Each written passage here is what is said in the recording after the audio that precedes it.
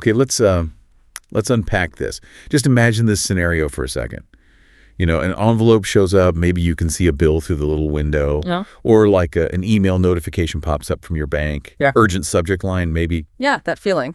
Do you get that? Yeah. That clench, that immediate urge to just put it down. Set it aside, deal with it later. Right. Tell yourself, oh, I'll get to it tomorrow, or maybe never. Or maybe you quickly open your banking app, see a balance that just makes your stomach lurch. And slam it shut just as fast. Exactly. Trying to unsee it.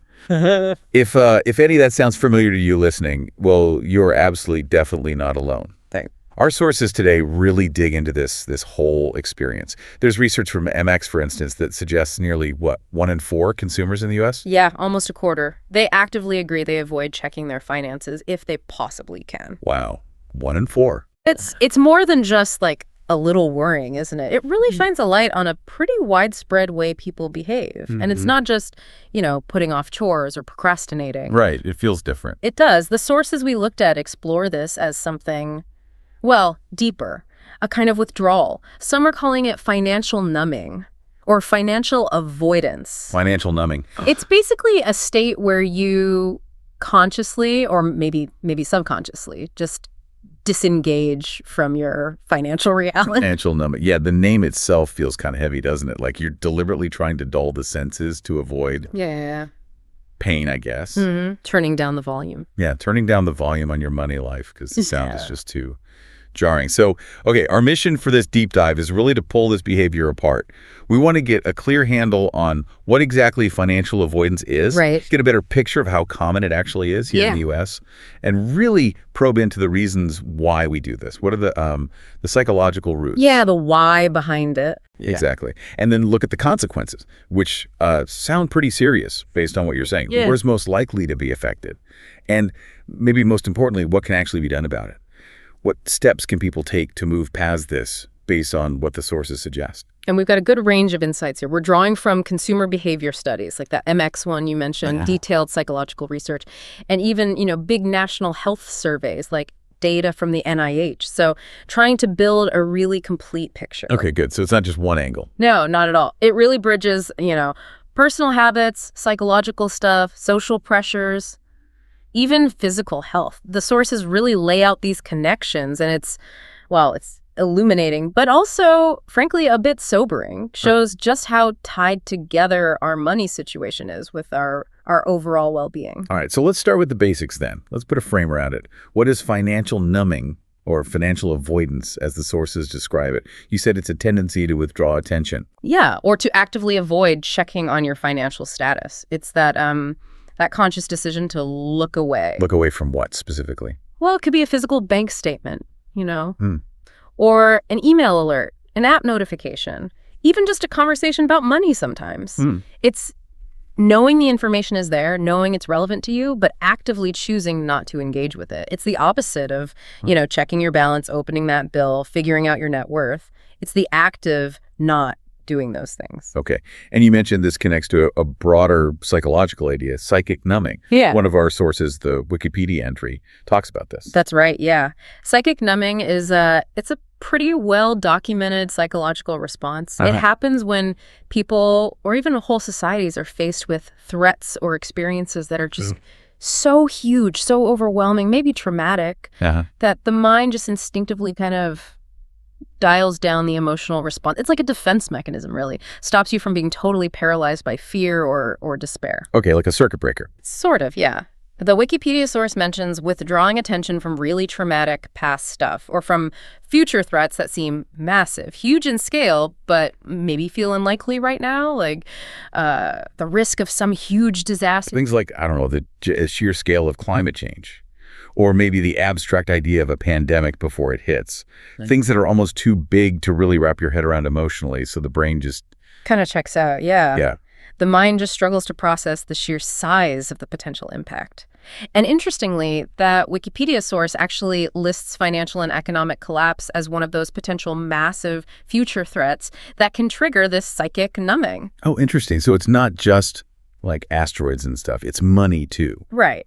So when you bring that down to the individual level, Financial avoidance starts to look a lot like a personal version of psychic numbing. Oh. It's your brain's attempt to cope when you're faced with what feels like an overwhelming reality, or maybe just the threat of personal money problems. You know, that debt piling up, not enough savings, that unexpected car repair.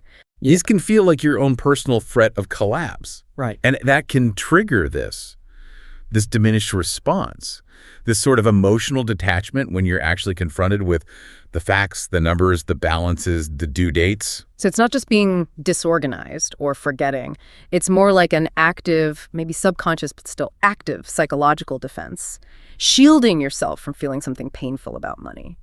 That's a good way to put it, like putting your hands over your ears and closing your eyes, financially speaking. Yeah. The mind's just trying to protect itself from what it perceives as pain by, well, disengaging from the source. And just how common is this in the U.S., I mean? We started with that 1 in 4 figure. Can you give us a bit more detail from that MX research? Sure. Yeah, the MX research put some solid numbers on it. They surveyed consumers and found that, yes, 22% of the people they asked explicitly agreed with the statement that they avoid checking their finances if possible. 22%. That's a lot of people. A huge chunk of the adult population actively trying not to look at their money. It really is. Millions of people potentially living in this state of, deliberate non-engagement with a really core part of life. Yeah. And the data gets even more interesting when you break it down by generation. Well, how so? Well, the MX research showed that this avoidance is even more common among younger groups. A full 33% of Gen Z respondents reported this tendency. 1/3. 1/3 of Gen Z. And 28% of millennials said the same. Wow. Nearly a third of millennials, too. So, like, a massive chunk of young adults who are trying to build their financial lives while actively trying to ignore them. It seems that way. I mean, when you think about the economic situation they're facing, student debt, crazy housing costs, wages not keeping up, it almost it makes a grim kind of sense, doesn't it, that they might feel overwhelmed enough to just numb out. The environment they're in definitely throws up some major financial hurdles that could easily feed into feelings of being overwhelmed and wanting to avoid it all. And, it's important to remember this isn't just about big crisis moments. NPR touches on the more everyday examples, too. Like what? Like that feeling of a debt hangover, maybe after the holidays or a vacation, or just the general bill-paying blues. Oh, yeah. That Sunday night feeling. Exactly. Those are like milder versions of the same avoidance impulse. The discomfort tied to the task makes you just put it off. Right. You should sit down and deal with the bills, but suddenly cleaning the bathroom seems really appealing. Precisely. And the sources are pretty clear that this cuts across income levels, too. It's not just people struggling. No. The reasons might differ, sure. Someone with plenty of money might avoid looking at their investments when the market's down. Someone else avoids bills they know they can't pay. But the behavior of avoidance itself, that feeling of discomfort or threat, that can hit anyone. Everyone runs into financial stuff they'd rather just ignore. Yeah, that feels very human, wanting to turn away from difficult things. Okay, so let's dig into the why then. Why does this avoidance take root? What are the main drivers, according to the sources? Well, the most immediate one, and it comes up in several sources, Bankrate, NPR, the NIH study, is simply that dealing with personal finances is inherently stressful for a lot of people. Right. Money stress is real. Absolutely. Just thinking about money can trigger pretty significant anxiety, worry, just discomfort for many. And our brains are wired to avoid stress and anxiety, aren't they? So avoiding the task gives you that quick hit of relief, even if it's temporary. Exactly. It's that classic trade-off. Feel better now, but potentially face bigger problems later. Short-term gain, long-term pain. Another really interesting point comes from that MX research again. It's about how people try to manage their money, which kind of paradoxically might actually feed into the problem. Oh, so? Well, they found that a surprisingly large group, 24% of consumers, still mainly use manual methods, like spreadsheets or even pen and paper. Wow, 24% still using spreadsheets. With all the apps out there now that sync with your bank and everything, that seems like a lot of work. It does seem counterintuitive, yeah. But MX asked why people do this, and the reasons are quite revealing about wanting control and understanding. Okay. So among those using manual methods, 65% said it's because it makes their finances easier to understand. They feel like physically typing it in gives them a clearer picture. Right, the act of doing it yourself. Yeah. And 57% said it gives them better control over their money. Okay, that makes a bit more sense. You feel like you're actively engaging with the numbers. You see where everything is going because you put it there. It feels less like a black box. Exactly. There's a tangible sense of doing something, but, and this is the key point from the MX research, there's a hidden cost. Ah, While these manual methods might give you that feeling of microcontrol or just completing a task by checking accounts only, as they put it, frame by frame. like one transaction at a time. Yeah, or looking at isolated statements. Consumers are, and this is a quote, likely missing the bigger picture. Ah, the old can't see the forest for the trees problem. You know exactly what you spent on coffee last Tuesday, but you've got no clue about your overall cash flow, or if you're saving enough, or the cumulative impact of all those coffees over 6 months. Precisely. You're zoomed in on the details, but losing the overall plot of your financial health.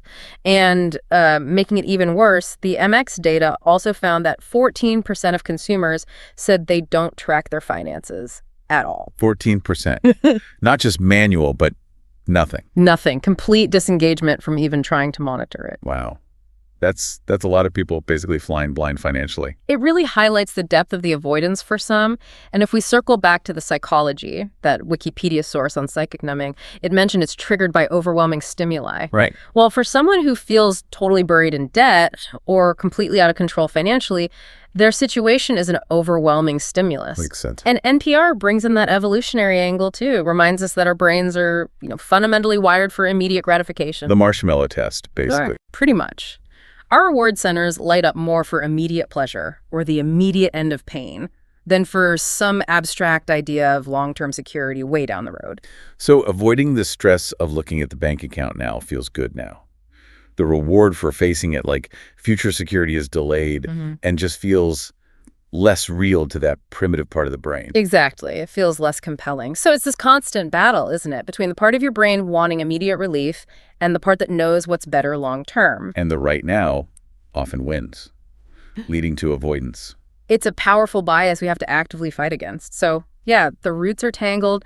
The basic stress of money, the weird appeal of manual tracking that obscures the big picture, total non-tracking for some, and just our fundamental wiring towards avoiding immediate discomfort. Okay, that paints a really clear picture of the why. So now, the consequences. What actually happens when we consistently numb ourselves financially? What's the real impact? Financially, yes, but maybe otherwise too. Right. And this is where that big NIH study comes in really strong.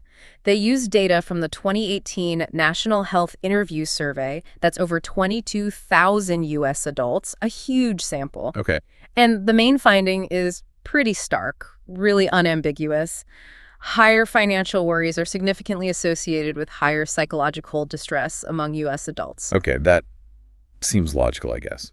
Worrying about money makes you distressed, but having the data from that many people really nails it down. It absolutely confirms that link with really solid nationally representative data, but the study goes deeper than just that correlation. It makes a really critical distinction. What's that? It emphasizes that it's the subjective financial worries. Subjective meaning? Meaning your personal perception of how bad things are, your emotional response to your financial situation.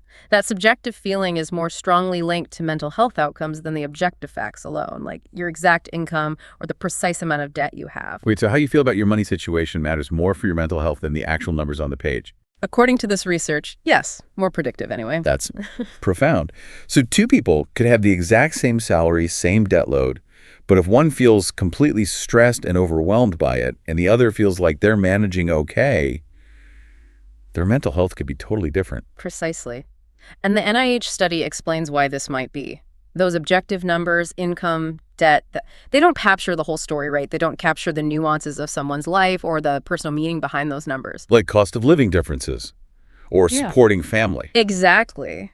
The study notes people with similar incomes can have hugely different worry levels based on their specific spending habits, their cultural background around money, where they live, critical costs like healthcare, housing, childcare, how you feel about it all, your perceived ability to cope, your sense of security or insecurity. That seems to be what really counts for mental well-being. So it's not just being objectively poor or having massive debt that causes the distress. It's the worry itself, which is super personal and subjective. That really changes how you think about financial stress, doesn't it? It fundamentally shifts the focus. It's not just an external numbers game. It's an internal, emotional, psychological experience. And the consequences of that psychological distress, whether it comes from objective hardship or subjective worry, they're serious. They go way beyond just feeling bad. How so? The NIH source directly links psychological distress to a whole range of nasty health outcomes. Things like emotional exhaustion, think burnout, a reduced immune response, you get sick more easily, an increased risk of heart disease and other cardiovascular problems, and even, in the long run, increased mortality, a shorter lifespan. Whoa. Okay. That's staggering. So consistently avoiding your finances because it's stressful. It's not just inconvenient or might lead to late fees. The chronic stress, the psychological distress from unaddressed money worries could actually be harming your physical health. Seriously, contributing to major illness, even shorten your life. That's what the data suggests. The cost of financial numbing is potentially far, far higher than most of us probably imagine. It really drives home that link between financial health and physical and mental health. You can't really separate them. No, you can't. They're deeply interconnected. Ignoring problems in one sphere absolutely impacts the others. The stress doesn't just vanish because you ignore the bill. It often pops up somewhere else, maybe physically. Okay. So, given how serious this is, we need to understand who's most at risk, who's most likely to feel this intense distress linked to money worries. Did the NIH study identify specific groups? It did, yeah, quite clearly. The study looked at how different socioeconomic factors, demographics, kind of moderate that link between financial worries and distress. Moderate meaning? Yes. They amplify it or reduce it? Exactly. It draws on ideas like social stress theory. Basically, the idea that people in disadvantaged social positions often face more stressors overall, and they tend to have fewer resources, fewer buffers to help them cope effectively. Right. If you don't have much of a safety net, any financial wobble feels much bigger, much more threatening. Precisely. And the NIH study found specific groups where that connection between financial worries and psychological distress was significantly stronger, more pronounced. Okay, who were they? The key vulnerable groups identified were unmarried individuals, unemployed individuals, people in lower-income households, and renters. Unmarried, unemployed, lower-income, renters. That's a pretty clear profile of higher risk. Right. Why those groups specifically? What did this study suggest? Well, it points to things like having a job, having a higher income, owning your home. These act as powerful protective factors. Yeah. They often bring a sense of security, predictability, maybe more control over your environment and your future. They create a buffer, right?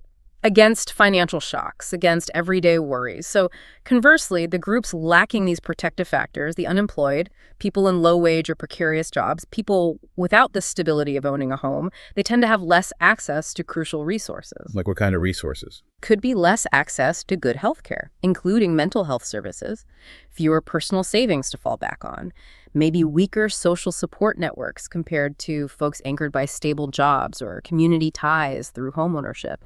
And just, less power or agency when dealing with financial systems. So the same amount of financial worry just hits harder. It causes deeper distress when you have fewer tools to manage it. So the stress isn't just adding up, it's almost multiplying for these groups. Their vulnerability makes the worry worse. It sounds like a really vicious cycle. Financial stress hits well-being, which then might make it even harder to improve the financial situation. Absolutely. It can become a really tough feedback loop to break out of without some kind of help or support. Although, interestingly, the NIH study did find one potential buffer. Oh, yeah. What's that? Higher education levels. It seemed to potentially lessen the negative impact of financial worries. So education isn't just about earning more, potentially. It might also give people better coping skills. That's one idea the NIH source suggests. Maybe more educated folks are more aware of different stress management techniques. Or perhaps they're more likely to look for financial literacy help, or more willing and able to get professional support like financial counseling or therapy when they run into trouble. So education might provide a broader toolkit for dealing with life's curveballs, including money ones. Possibly, yeah. It's a compelling idea. Suggests that empowering people with knowledge and resources is really key, especially for those more vulnerable groups. Okay, we've definitely painted a picture of the problem, its roots, its impact. It's kind of heavy stuff. Let's pivot now. How do we get out of this state, out of the numbing, the distress? What strategies do the sources offer? How can people break the cycle? Right. This is where we shift from diagnosis to hopefully some solutions.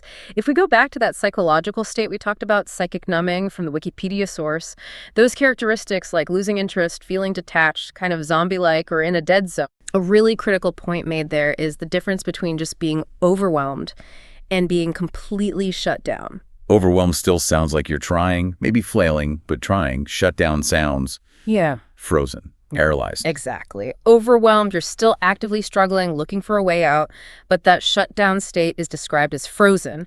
The brain actually struggles to make the connections needed to even start figuring out how to escape the dead zone. So the question is, is severe financial avoidance a form of that deeper shutdown? And the strategies are really aimed at pulling you out of that frozen state, getting you back into active engagement, even if it feels uncomfortable initially. Okay, so how do you begin to thaw out, I guess? What's step one, according to the sources? The absolute number one crucial first step, and NPR really emphasizes this, others too, is self-awareness. You have to know you're doing it. You have to. You can't change a behavior you don't even recognize. You have to acknowledge, okay, I'm avoiding this. I am feeling numb about my finances. That recognition is the starting pistol for change. But how do you even get there when you're actively trying not to think about it, when you're deep in the numbing? Well, NPR suggests a technique. They call it a transaction audit. But it's not just about logging spending. It's more like an audit of your feelings and behaviors around money. Okay. So you reflect on recent money interactions, paying a bill, buying something, glancing at your account. What feelings came up? When did you feel that spike of anxiety or that urge to just look away? What did you do instead of dealing with the money task? Like noticing, when that credit card bill email came, I suddenly spent an hour scrolling social media. Exactly. That kind of reflection helps you spot the triggers, the patterns, the escape routes you usually take. It makes the unconscious habit conscious. I like that idea, auditing your feelings around money. Ties back to that subjective thing we discussed. It's not just the number, it's your reaction to the number. Right. It shifts the focus away from shame, like I'm bad with money, towards observation. I notice I feel anxious when X happens, and then I do Y. Once you see the pattern, you have a chance to interrupt it. Okay, so awareness first. What's next? Another strategy involves mindfulness, but maybe with a bit of a twist for finances, as NPR suggests. A twist. Yeah, like pure detached mindfulness might be tough when you're staring down immediate money stress. So instead, the advice is to consciously try to shift your mindset. If you're stuck in what they call a deprivation mindset, always focusing on what you lack, what you can't afford, the sacrifices, try to actively pivot towards a positive outlook on potential gains. So less, I can't go out, and more. Okay, by managing my spending now, I'm building towards that down payment, or I'm creating breathing room for the future. Something like that. Exactly. Focusing on the positive future that responsible choices enable, rather than just the immediate pain of saying no. It's about engaging that long-term thinking part of the brain.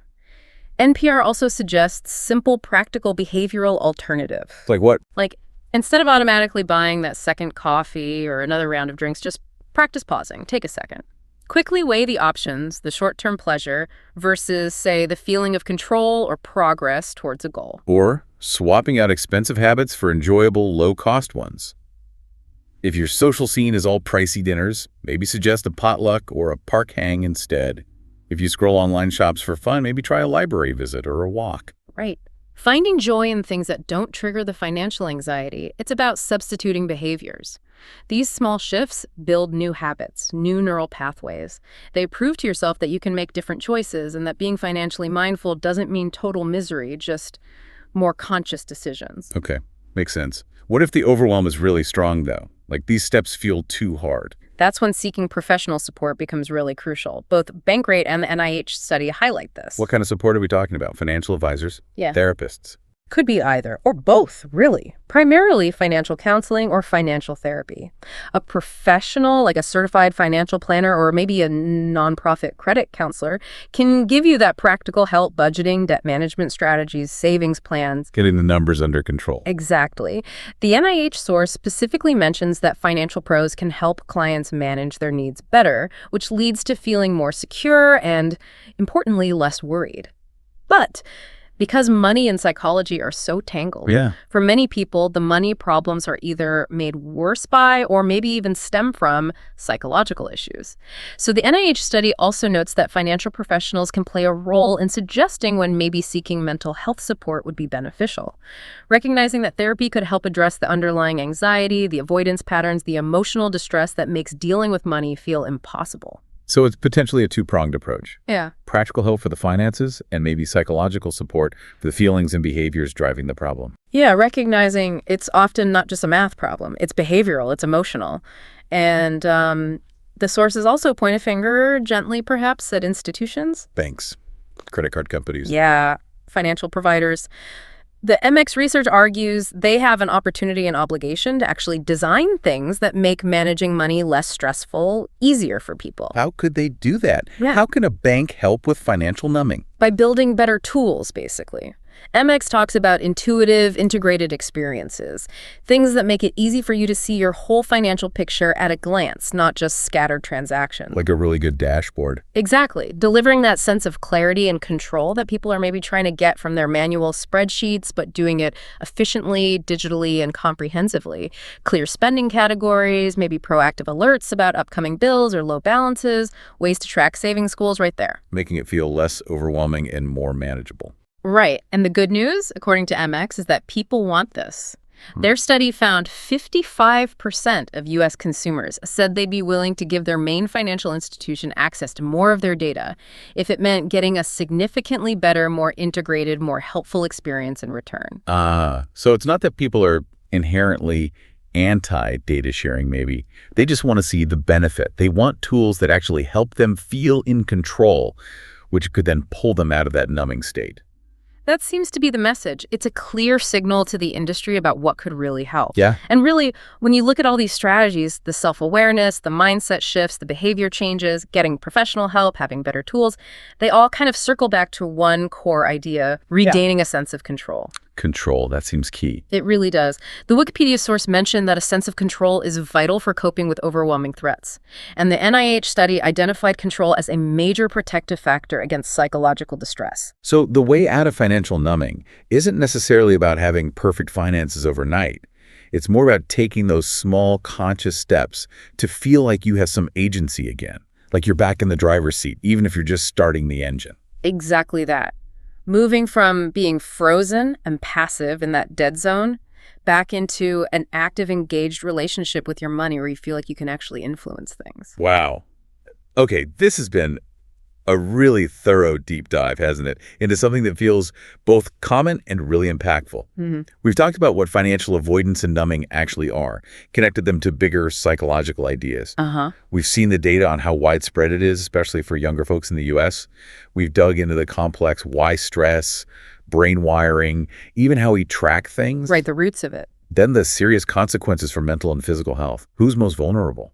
And thankfully, we've discussed practical ways to start breaking that cycle. Personal steps, professional help, even what banks could do. I think the main takeaway, really reinforced across all the sources we looked at, is pretty clear. Avoiding your money worries might feel better for a minute. Yeah, that temporary relief. But it doesn't make the problems go away. In fact, it usually digs the avoidance habit in deeper, makes the underlying stress worse, and can seriously harm your overall well-being, psychologically and physically. So, choosing to face your finances, even just taking tiny steps, it's not just about being responsible with money. It really comes across from this research as a fundamental act of self-care, self-preservation even. Framing it as self-care, that does shift the perspective, doesn't it? Yeah. It makes opening that bank statement feel less like a punishment and more like something you're doing for yourself, for your own health, your future. It puts your well-being right at the center, which is where it should be. Your financial health isn't separate from your life. It's woven right through it. Okay, so with all that in mind, here's a thought for you listening to maybe carry with you after this deep dive wraps up. Considering this really strong link that the sources show between your money life and your overall mental, even physical health, what's one single, small, manageable step, something you could do today, maybe even right now, to engage with one financial task Or maybe just one piece of financial information that you know you've been actively avoiding. It doesn't have to be the biggest, scariest thing on your list. Not at all. Maybe it's just opening that one email from the bank you've been ignoring. Or looking at just one bill. Or maybe just writing down, say, 3 things you spent money on yesterday. Just that one small act of facing it. That's the crucial first move out of the numbness. It's the start of reclaiming that control and really taking care of yourself. What's that one small step for you today? Just think about it. And maybe if you can, take it. Start breaking that cycle. Until next time, stay informed, stay curious, and take that step towards looking after your financial well-being.